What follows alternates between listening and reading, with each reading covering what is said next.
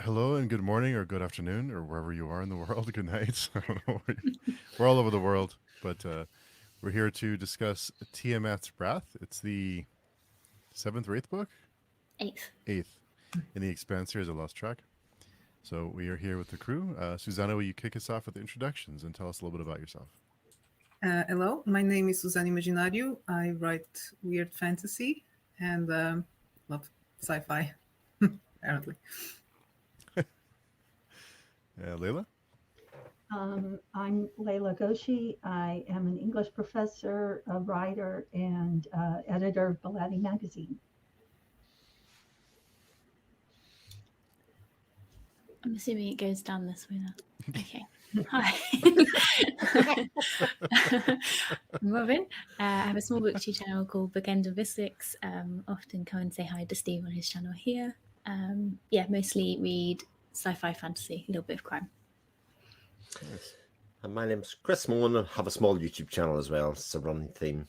And I would normally say I'm sci-fi and fantasy, but I'm sort of all over the shop at the moment as I try and pick up the pieces of my reading year. I know we've so this one.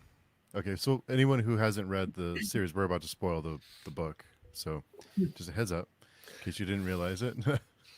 But I was surprised with the body count in this one. That was going to be my first question to you, Steve. I was like, are you finally happy? No, because the person I wanted to die didn't die. They're still alive. It's James Holden, isn't it? Character, you can't just kill him off. At least not till the end. But okay, so question for all of you: who would you rather have, Bobby or James? To read, so we'll double. Let's do. Would you rather have them if you were on the crew, Bobby or James? And as a reader, would you rather have Bobby or James? I'm Bobby all the way. I need to think about that. It's I'm- a tough one. I'm going to surprise you. I'd rather read James Holden. I'd rather have him on the crew. Now, that's going to be controversial. But yeah. No, that's knowing what comes after. I would have to pick James. Oh, this is I heart-wrenching. think that's cheating. Okay. I was really just crushed when Bobby died. Though I was. I think we've been with Jim so long, and he, whether we agree or not, he's been presented as the moral compass of the show, although he can be extreme. So I'd say, the book. But I didn't want Bobby to go. Mm-hmm. Again, controversial opinion. I agree with Layla. I think he's just such an integral part of it. Bobby is hands down a better captain, and a better whatever she is in the show. And I thought the way she went out was particularly spectacular and quite well done. So at least it was a good ending-esque. But I think James Holden is interesting to read about because he's not a good captain and things like that, and because of, like you said, the moral compass bit. So I think on a crew side of things, probably would prefer Bobby to read about, probably Holden. So were people genuinely surprised? Because I kind of felt like her character had run her course, if you know what I mean. It felt like she had fulfilled her need within the larger story, and they were sort of either going to have to kill her or find something else for her to do, rather than just be a captain. So when she died, it was kind of like, it wasn't like, oh, drop the book. I can't believe they just did that. Aside from the fact that they don't seem to have wanted to kill anybody up to that point, but it did feel like we need to thin out the herd a little bit. And when the other deaths happen, again, for that reason, they knew that their story hadn't run its course, so that death wasn't a death. Yeah, go ahead, Susan. I was gonna say I wasn't too sad to see Bobby go. It was never my favorite character, and like you said, her arc story was complete. I was really sad about Clarissa, the previous book, And just the first line of this book, I just wanted to close it by because I'm done. I don't need to read anymore. I was very sad about that. Okay, so that's 2 of my favorite characters down. So there's 1 more to go, and then it went, and I literally threw the book against the wall. So Bobby was the least of my disappointments reading this, or the least of my stresses. Interesting. Yeah. I understand. Yeah, was everyone else like? I get we talking about Avasarala. Thank you. I know that she's like a fan favorite, and we all absolutely adored her. And I think we were taking the piss about how old she was in the last book. So I think it wasn't a surprise for me, but obviously it was like that was literally first part of the book. You're like, oh, okay, fair enough. I guess she's not going to come back in some other capacity. So yeah, that was a big.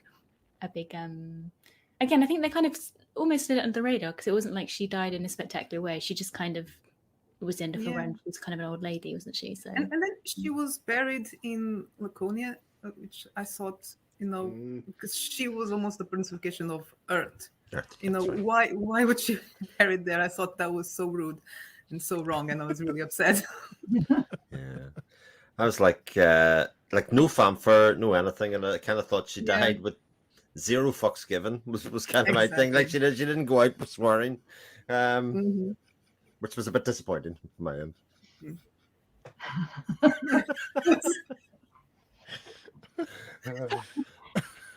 So, I'm gonna have an unpopular opinion again about Holden, because I know all of you are picking Holden, but would we even be in this mess if not for James Holden?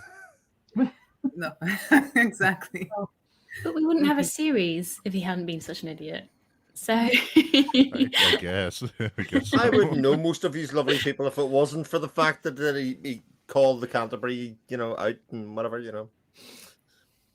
Miller was right. I think, Exactly. Yeah.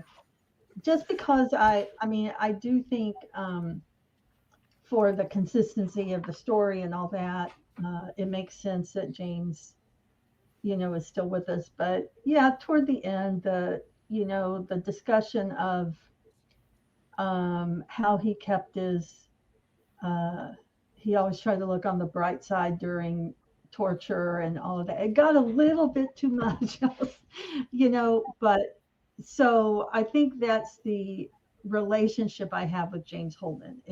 Sometimes it seems like, this is a little too, this is stretching it a little too far, but then at the same time, yeah, we need him to get some of us to get the characters into the situations they're in. Because, Bobby might have made other decisions if James were not held captive.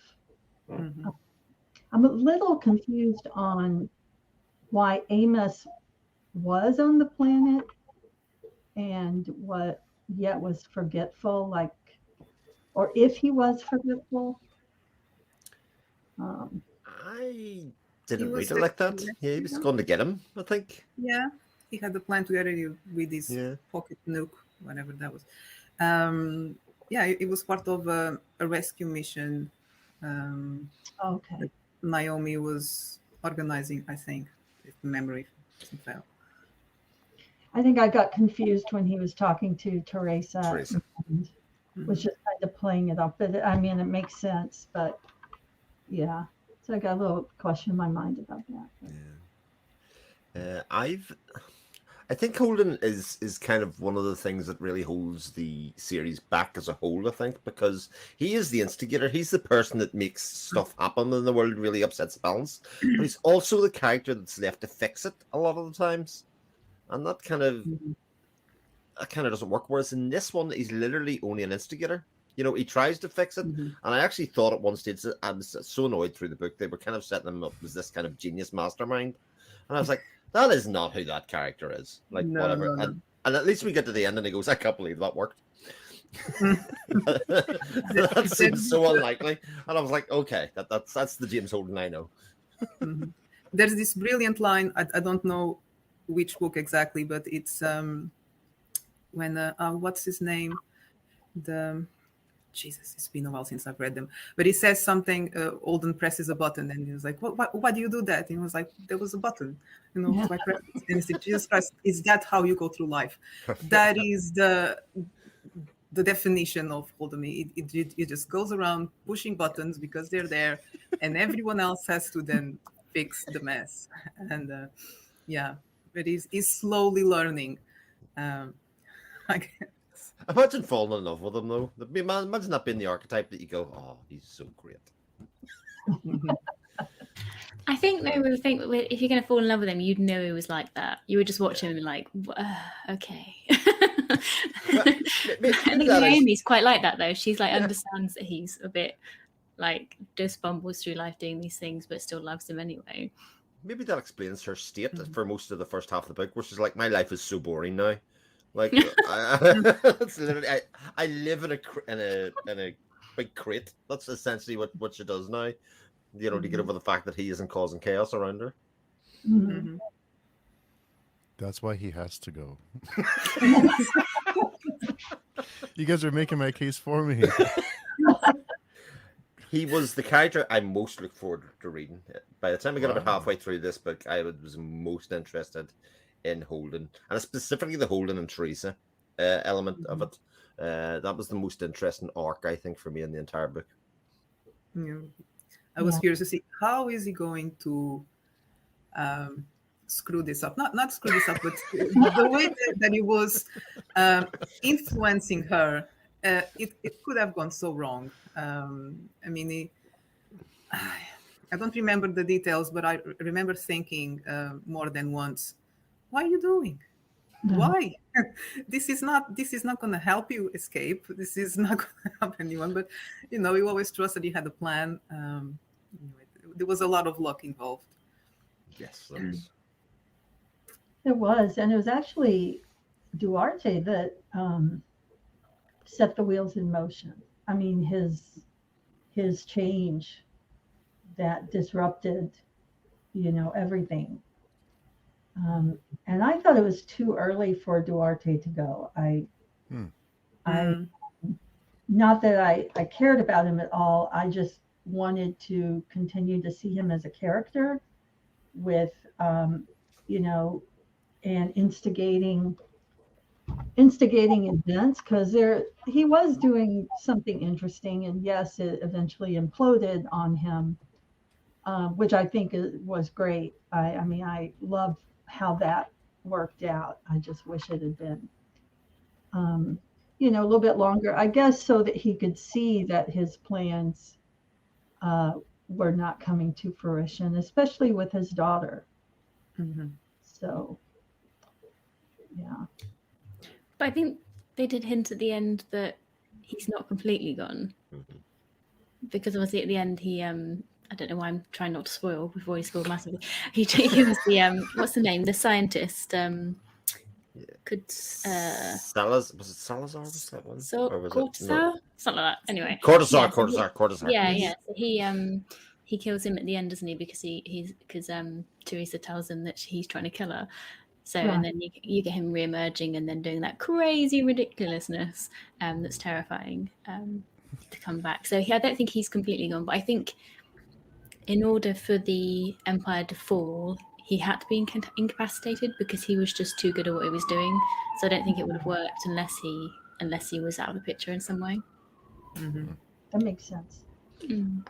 And his whole situation creates what, for me, is the most interesting thematic stuff within the book, which is you have this, I'll not say completely oppressive dictatorship, because they, at the heart of it, thought they were doing right, like I suppose like most dictatorships, let's be honest. But at the end, there was a small set of people that were kind of nicking away at small little bits, to fight back. But what happens when you create a power vacuum then, very quickly?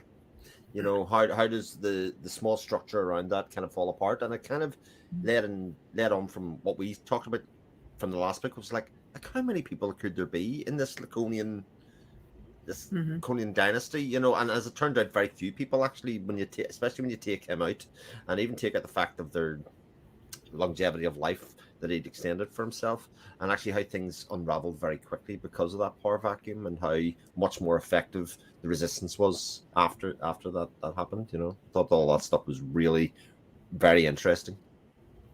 Mhm. Yeah. Is anyone really convinced anyone's really dead now though? Because it kind of seems like, yeah, people die, but it's kind of bothers me because it's kind of a cheat. Like we can kill off anybody we want, but are they really gone? Like I knew you would. I knew Amos would piss you off. I knew it. I was like, yeah. As much as I love Amos, it's like, do we really need to go there? I mean, Yes, we do.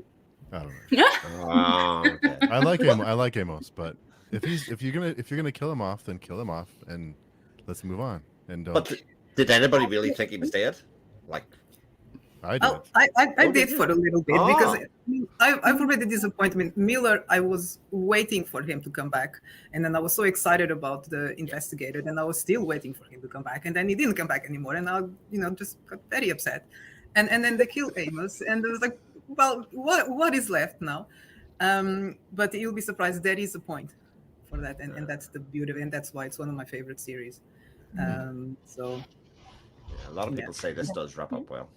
I do agree with you, though, Steve. It kind of took away the whole, because I was devastated. Amos being my favorite, devastated, but it also made a point. Like it made a point, and I was like, I kind of appreciated it for that. And then when he came back, even though it was linked to the children and one of the short stories, which now makes way more sense in my brain, I kind of felt a bit let down as well when he came back, because I was like, oh, I thought he was actually dead. Although, still inner me was happy. But yeah, logically, I was like, Let's get Avasarala back too. Let's get Bobby back. Let's. Why not? Well, I did wonder about Bobby because she died so close to this like enormous, proto-molecule ship, and then so when Amos disappeared or died, I did think he will probably come back just because of the way things were going, but it gave me false hope for Bobby too, which I know is, I think I know is out of the picture, but. Yeah, his death sort of happens off camera a little bit. I actually read that scene a couple of times just to make sure that it was off camera and that I didn't actually miss something in between.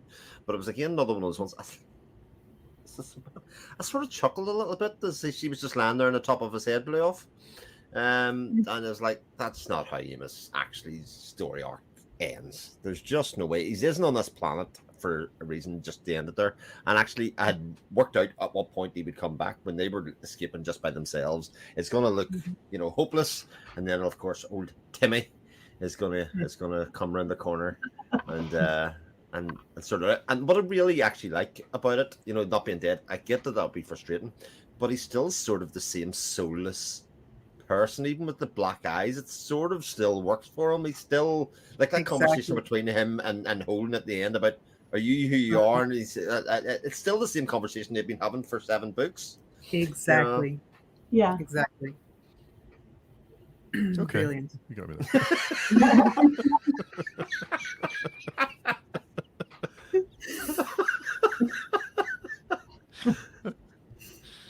You've one more book to go, Steve. I mean, you can be annoyed after that if you want. Yeah.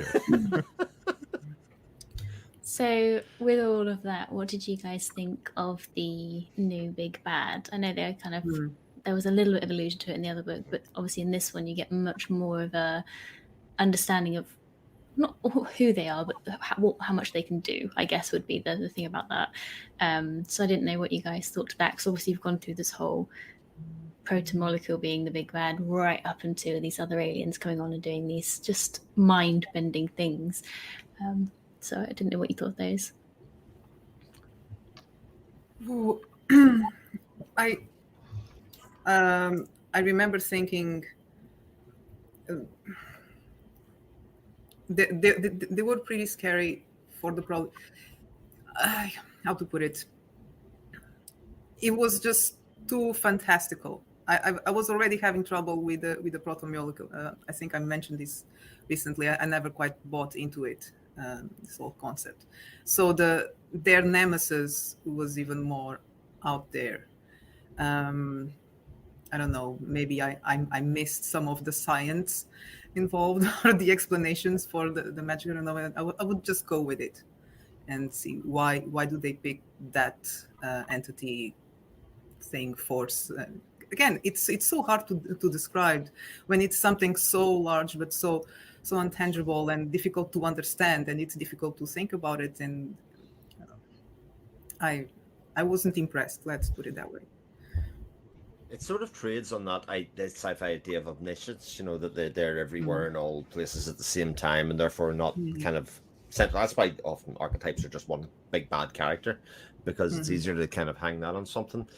And at this point, I am just intrigued and interested in how they function and work and how they do, because the idea, again, broad sci-fi terms, that when you get so advanced that things like war and wiping out civilization is not something that you're interested in. You've moved past that. Exactly. And obviously, it seems like they have done. Mm-hmm. So I'm interested to see the rationale for all of this. There's just a level of interest, not about necessarily how they defeat them, but out understanding what actually is happening in the world. Mm-hmm. You will. Yeah, the concept of the proto-molecule, it was the best thing about it was just how advanced and how large it was, that we didn't matter for them. Everything was kind of an accident.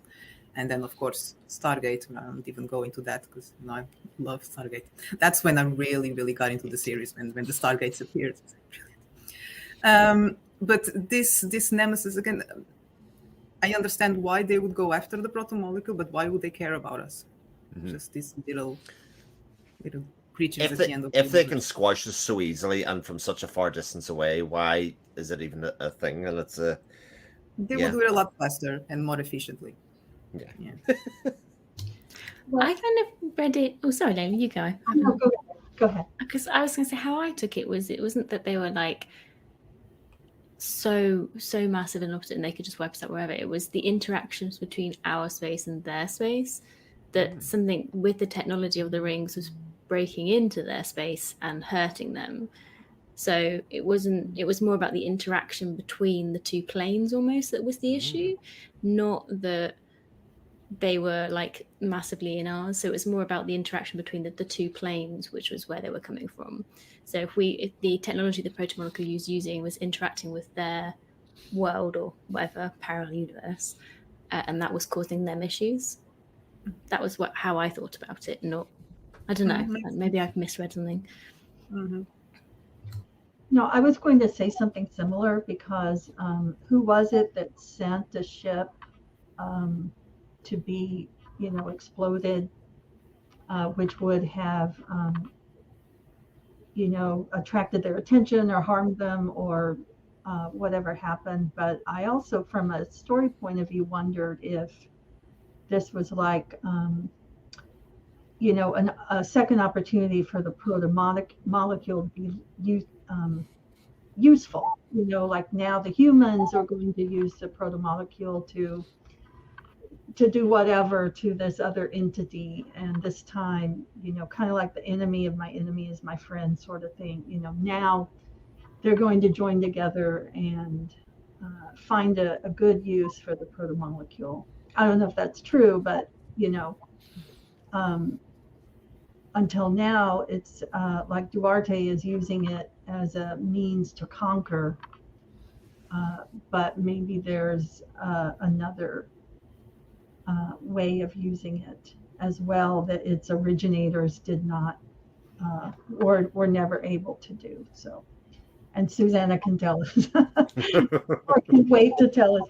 But I just started looking at how is this going to shape up then, so. It's also sort of.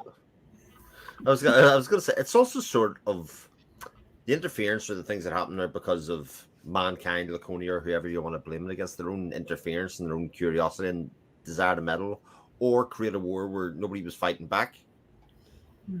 You know, let's do this. Let's do this. When ultimately all that has really happened is time had stopped a little bit.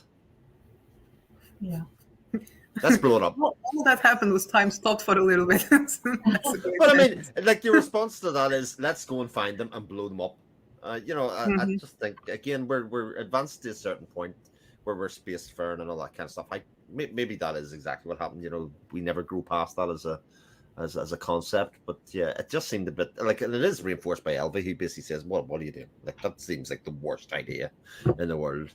But they do it anyway. Yeah. Going back to the LVR Kaya, I've Mhm. got some of the names written down here so I can forget them. But I did like one of the interesting concepts I thought was her investigation of the dead, were they dead rings or dead spaces, whatever? And Mhm. and they're just the sort of things she found in there. And you have such a brief overview of like the glass and the flowers and the skull. And I was like, that could be a whole book for me, just going around finding all these cool things.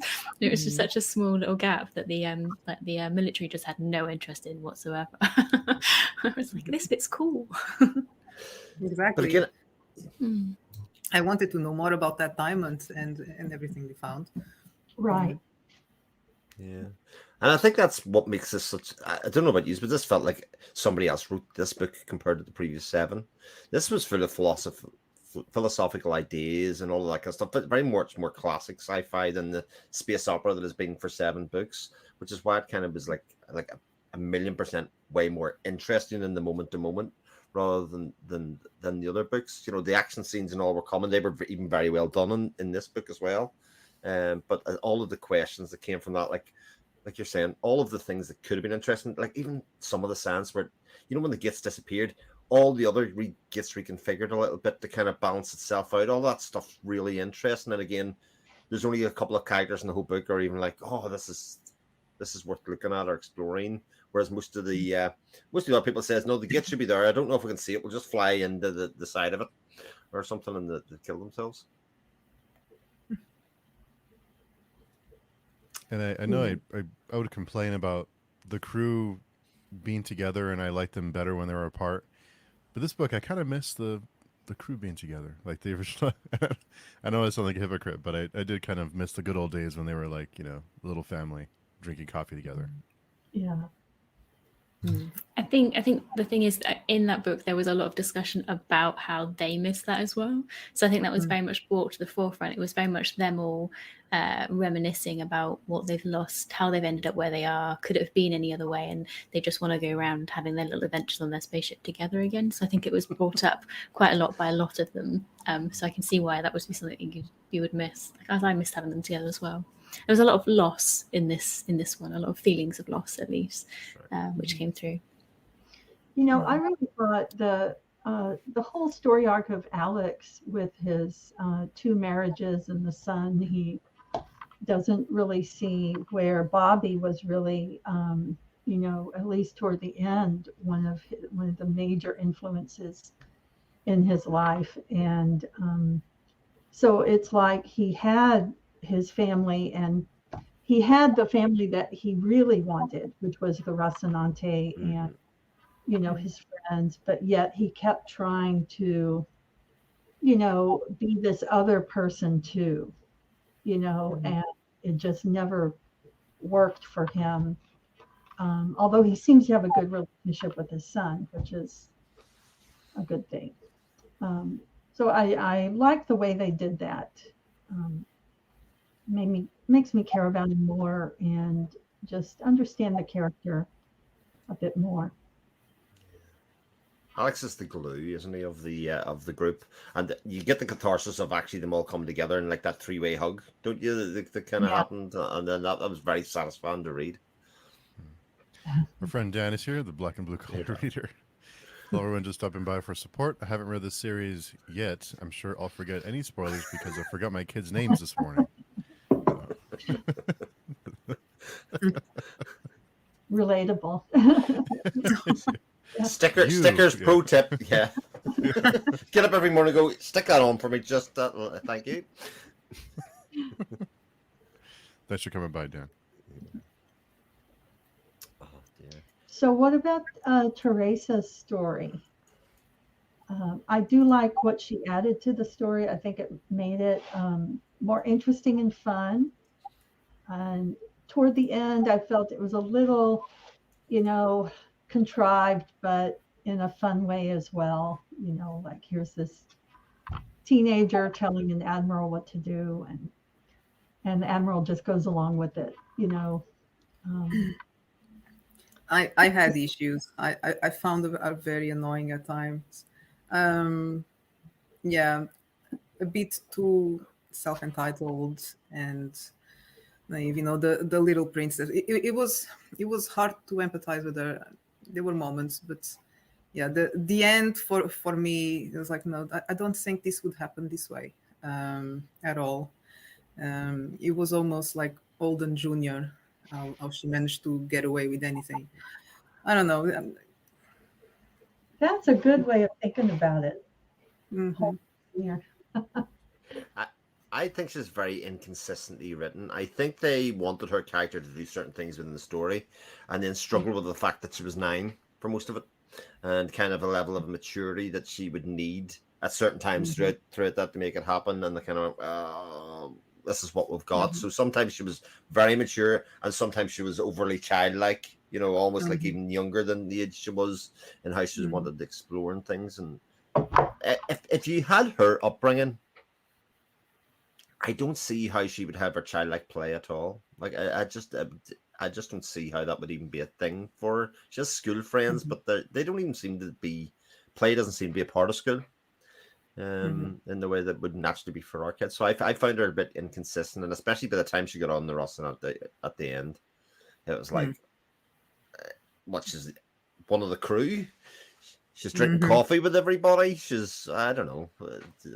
She has too much power within that space. That seems to be how they act, though, because didn't they make the prisoner from the other planet? That's good from Although Freehold or whatever. Yeah, he had an excuse. Well, they had an excuse, sort of, because Holden had seen his child's body. And so there is a little bit of a sympathy factor there. But it seems like they do that, where, not that I'm excusing the way she's written, I'm just saying, it seems like they wrote it the same way they wrote the other ones. So she's just, part of the crew.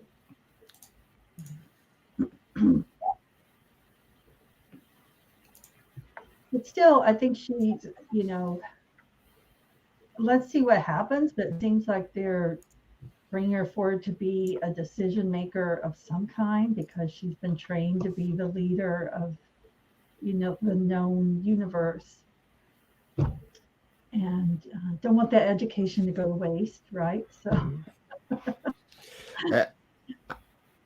I do like her curiosity, though. Her curiosity as a reader fills in the gaps for us. The things that we're curious about, not having lived in the world, she kind of expositionally fills that void for us to say, like, there's these 2 kids that they're just kind of keeping prisoner that have been revived death, and they're not really doing anything with them. Nobody wants to know whether they are sentient or whether they're in control of their own bodies or anything like that. So, yeah, one would think they would get a lot more attention. Yeah. I think, Chris, you mentioned the classic sci-fi vibes. I did enjoy more of the space, like the gamma rays and all the space, like the gates. All that was a lot more. It was fun for me to dig into. I think it had a little bit more of a sci-fi feel to it than the last couple. Yeah. Yeah. Less like a soap opera. I think there is a lot of the books feel very soap opera-ish because it's kind of like living in the one ship, one space, and kind of they're like filling family dynamics. Whereas this kind of, with them being spread out, kind of give more room to see the world and see how vast it is. I think that's one of the things that other people talk about this, is that for a universe, it feels awfully small. It's the same people all the time they run into, all of that kind of stuff. So it's like Star Wars. What did you guys think of Naomi's whole, I guess, growth in this book? She went from having, like, sitting in a container basically struggling with her massive loss to being the head of the resistance, albeit not because she wanted to, because she thought she felt she had to. Did you enjoy the arc of that almost, or her really coming home to what she needed to be? Yes, I mean, I think she went through a proper struggle. I much prefer the Naomi in the books than in the series. I think it was a terrible casting decision. She's very stroppy in the series. It's kind of hard to see it as, and in the books she comes across as very competent, intelligent, etc. But you could really, for the first time, see her struggle. She, all the time spent. I found that they're a bit very claustrophobic. I don't think I think I've gone insane. Just a couple of days in that situation. So you could really see her progression and her struggle and her fight. And it made sense. I mean, she had the expertise. She had to fill the role. So, yeah, it was one of the bits. After everything that happened with her son before, I found that really, really dragging in the previous book. So it was refreshing to see her, standing up for herself and becoming the character on her own right, because until now she was always in Holden's shadow, or always helping someone else, or always fixing this, fixing that, and that was the first time that she was doing things for her to some degree. Right, and she was getting recognition for herself. Exactly. And it was also, just a nice reminder, I guess, that, sometimes, people were giving her leadership just based on her reputation, That's right. So I don't mean nice reminder like it's great that it happens so much, as just that does happen. Her fame kind of went before her, and people started to notice her, look at her. And the other thing was, I did think it was kind of funny that she thought she could be incognito, and people were recognizing her, and I just kind of thought that was humorous. But I was glad to see her, be more active, have more to do. Also thinking that, she was the one that wanted to retire. Giving a nod to Steve's point, here's here's Holden, won't even let his his loved one retire in peace. But it's a good story overall. I enjoy it. She can't retire because he would always fail without her. Yeah. She'll retire when he dies. Yeah. But maybe that was her plan. If I retire with him to some far off distant corner of the world, he can't fuck anything else up. So we might not. Everyone may die if she does that. So she can't. I just don't like Holden. I don't know. Yeah. Talking about the relationships, obviously you've got this Holden and Naomi relationship, but there seems to be like a theme in the other relationships. It's very much like strong women doing their thing with guys who support them in what they're doing and don't overshadow them, but aren't, because you've got every name forgotten, or whatever her name is, the scientist with her partner who's just following her around doing the science. You also have Drummer, and then the head of the resistance guy, who in the previous book was a lot more not subservient but in the background before he took over to be the head of the resistance. And there's a couple of more things. It seems to be a theme going through. Ava Sobrano, a classic with one. Arjun, yeah. Yeah. So there's in throughout the books there seems to be a theme of this kind of having strong leadership and having supportive partners that don't seem to have an issue with it, which I thought was quite good. Because sometimes you get that kind of weird dynamic. Well, that is part of the world they're in. I mean, they are equals. I don't think the gender gap is too much of an issue. Then they have other issues. I mean, there's not a lot of this idea that, women have to be wives or mothers. I think it's a future where we'll pass all that, so it makes sense. Every couple, they are equals in the relationship. It is interesting that they portray females as just better leaders in general. Maybe with the exception of Fred Johnson is about the only male who seems to be in a position, and even he was a turncoat in some ways. Like Holden, obviously fantastic leader. Duarte. Even the previous, I can't remember his name, the guy before Avasarala, useless, corrupt, all of that kind of stuff. Whereas the females are very much more stable and much more progressive. In terms of not having just one solution to a problem and examining it from multiple sides. And cautious, a bit more, patient as well. Yeah. That's an interesting point. Where would you put the detective Miller on that? I don't think he's really a leader, though, is he? No, He's not a leader as such. he's the same way that Holden is not a leader. Yeah. Mm-hmm. He's more like a counselor, or No, he was a very practical, very cynical, but efficient in his pragmatism. But it was also. I don't think he cared about people in general enough to be a leader. Yeah. While with Holden is the other way around. He cares too much about everyone. So, Miller's almost a survivalist. He's the person that's got all the skills, and I know he ended up one of the first characters dead, which kind of maybe goes against my whole argument. But the idea that was a choice for him in some ways because of love, which is problematic in some little way, but still. He was also dealing with his own demons too, so he may not have been capable of being a leader at that point. But if he would have survived, then maybe. One of my favorite characters, though. But yeah, absolutely.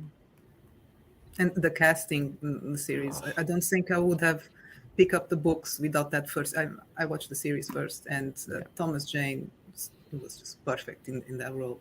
Absolutely. I was a bit disappointed in the book when I read the actual description of the character. I was like, oh, yeah, not quite. I wouldn't have empathized, cared so much about his struggle. That was bad.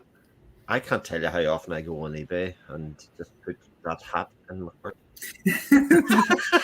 You have to have the hair to go with the hat. I know that's at a certain point. That's why it's never actually been bought. But at a certain point, it's like the wee feather and all the side. I'm like, it would be nice just to have sitting there and just even put it on for the streams. Yeah, Why not? Exactly. This must happen now. Yes. Well, yeah. The hat and then the Holden and Naomi embracing T-shirt, something like that. Oh, I hate that relationship so much. Yeah. I say every book presents a different alternative romantic partner for Holden. Now, unfortunately, this one happens to be 9 years old. But again, I still think he relates to her better than he does Naomi at some level. I never look at it that way, but now I can't unsee it. That's true, because LV, LV was, I don't know, not potential, but there was something there on her side, and now she's back, actually. That's true. But they didn't really interact. Bye, Robyn. Yeah. It's too controversial an opinion there. No, I don't think so. No, it's I found the whole thing with Elvie very forced. I mean, she was almost like a teenager with a crush. So at odds with the rest of her character. But yeah, whatever. I think they had to make Holden look more interesting. So it's one of the ways it's get him a love interest. I have to say that whole LV Holden storyline and the resolution of it is one of the worst written storylines I think in the entire series. How It she was gets too over at that. times. Yeah. I just didn't see it. I mean, with the stress they were all under from different things, and then we have like these, LV, like, thinking about Holden or having some kind of feelings about Holden. It didn't seem to totally fit with the rest of her character to me. Um, but even with all that, I mean, in a way, that's like their technique, and there's so many things I put aside still because it's still a good story. I don't know if that makes sense, but all little quirks. Yeah, but that was one of those little quirks. Mm-hmm. I think a lot of this is expectations because I think we've been set up to accept those little things and Yeah, kind of like brush them off. So I think it's been set up from the very beginning that we just kind of like, okay, yeah, just kind of go along with it. So we're used to it by now. yeah. And I did like how she was really one of the catalysts of helping Teresa recognize what was going on and be something of a mentor to her mother.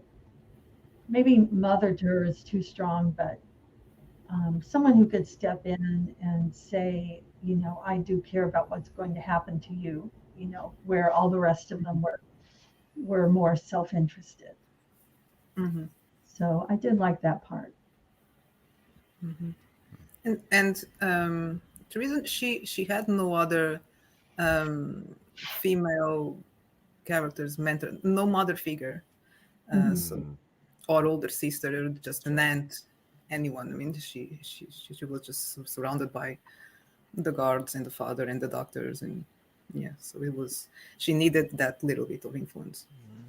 So did Duarte do away with his wife to have more? I know it said that she died. I forget why she died, honestly. Remember But either? it did seem like he was isolating Teresa for sure, and didn't want any other emotional attachment in her life. I think that. True. Yeah. I don't remember. Yeah, that's a good point. What happened to the wife, to the mother? I mean, I had it in my head that she just died of old age because he was old, but she's only 9, so that couldn't actually be true. Unless they took her eggs or something for future. I don't, but they didn't investigate any of that. That is true. Yeah, I thought it was some kind of accident. I may have totally missed it because it's not until now that maybe I've invented a little backstory. Hey, I'm completely drawing a blank. I was like, well, what happened? I mean, she must have had a mother at some point. Yeah. I don't know. It says there's a brief mention that she died unexpectedly. I can't remember what it was about. So maybe she found out this plan, and I don't know. Was it one of those little things hidden between the lines? Oh, it's gonna bug me. I'm gonna have to go and read it. Figure it out. But it is a funny. Again, I've only just realised because you brought it up. Very few of the characters have parents. In fact, I can only really think of Holden. That is He had normally loads parents. of parents. No, as I'm saying, only he had loads of parents. Oh, Like yeah. Naomi's parents are non-existent. Amos's parents are non-existent. Even Alex, I don't really remember them featuring. Nobody has parents in this world apart from Holden. I kind of wonder if it was because is the kind of like the earthly traditions that maybe like the new like in the belt and on Mars, they didn't have the same like traditions, or they evolved into something different where it wasn't the same family structure. It was more about on Mars. It was more about survival, resources, working together, military. The belt was more about probably survival and so maybe it just didn't have. That's kind of the way I read it, but I might be wrong. That's a good point. There's no homestead, like Right. because Mars is still a colony that's still trying to be set up, etc. They still don't feel like they have their own space, and the belt are nomad people essentially. Yeah. Mm-hmm. Yeah, I guess it makes sense. Everyone apart from Alden had to become independent very early in life. Yeah. Yeah. I wonder if there's something there, because I always thought he had too many parents. How would that, it was an interesting concept of this cooperative family. But yeah, how would that made him different compared with the other characters who basically grew up on their own? I mean, we know at least Naomi, she was on her own from an early age. Yeah, I wonder. And that then there's go ahead. Clarissa and Julia. I mean, the father that completely screwed them. They had family issues, big issues. So I guess maybe it was just a nerd thing. You were talking about Holden's family, right? No, I was talking about Julia Mao and Clarissa Mao. Oh, okay. Yeah. Very important family dynamic there. Mm-hmm. Yeah. Something I thought about Holden's family, the connection I made was that maybe that's why he was so precocious, because there was always someone to save him. Mm-hmm. When when he pushed a button, there was always somebody to catch him when he fell. Or Wouldn't when, yeah, go ahead. I never looked at the book from that angle. I haven't even thought about parents that much. But now I wonder if he because he grew up in this huge family, with everyone supporting him and helping him. It was kind of what he did in Rocinante. That's why he wasn't the leader. He was the link that connected them all, and they were this family. So he basically surrounded himself with a lot of parents again. That's great. I've never thought about it that way. And then from a storytelling point of view, if that is the case, that is It's true. Wow. I'm so glad I joined this discussion. And I did look up just real quick in my Kindle. Teresa says something like, my mother died when I was very young. So so far, it just sounds like a brief mention. Okay. But I need to go back. I'll see if Duarte said anything. I'm just curious, for next time. Yeah, I was looking through my notes too. I couldn't find anything, or kind of like to trigger a memory, but yeah, can't remember. Ah, dear, the wiki needs updated. Yeah. So one more book to go, right? One more book. Wow. I'm looking forward to it. Yeah. Yeah, very much so. I do see why they stopped with as much as I love the Expanse TV series, I do see why they stopped where they did. Mm-hmm. So, well, the only thing they could be doing is waiting 30 years until getting the band back together in 30 years and then making that new series. I mean, I'd be on board for that. That would be pretty cool. But again, I think a lot of our criticisms of the last book will come true insofar as they can't be as physically active as they pretend to be, if that's the case. But, yeah.